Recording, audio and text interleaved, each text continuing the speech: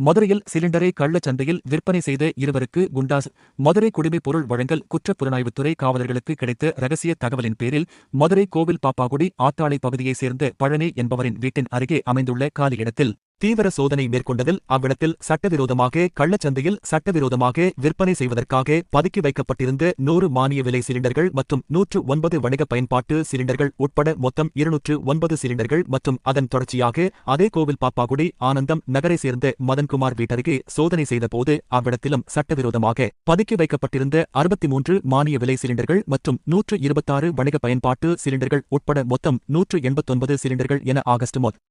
398 சிலிண்டர்கள் பறிமுதல் செய்யப்பட்டு மேற்படி இரு சம்பவங்களுக்கும் தனித்தனியாக 2 வழக்குகள் அத்தியாவசிய பண்டங்கள் சட்டத்தின் கீழ் பதிவு செய்யப்பட்டு மேற்படி இரு குற்றவாளிகளும் குண்டாஸ் சட்டத்தின் கீழ் கைது செய்யப்பட்டு சிறையில் அடைக்கப்பட்டனர். மானிய விலை சிலிண்டர் பதுக்கல் தொடர்பாக கள்ளச்சந்தை தடுப்பு காவல் சட்டத்தின் கீழ் தமிழ்நாட்டிலேயே முதன்முறையாக மதுரை மாவட்டத்தில் ஆட்சியர் பிரவீன்குமார் நடவடிக்கை மேற்கொள்ளப்பட்டுள்ளது குறிப்பிடத்தக்கது. மேலும் மானிய விலை சிலிண்டர் பதுக்கலில் ஈடுபடுவோர் மீது கடுமையான சட்டரீதியிலான நடவடிக்கை எடுக்கப்படும் என மாவட்ட ஆட்சியர் எச்சரிக்கை விடுத்துள்ளார்.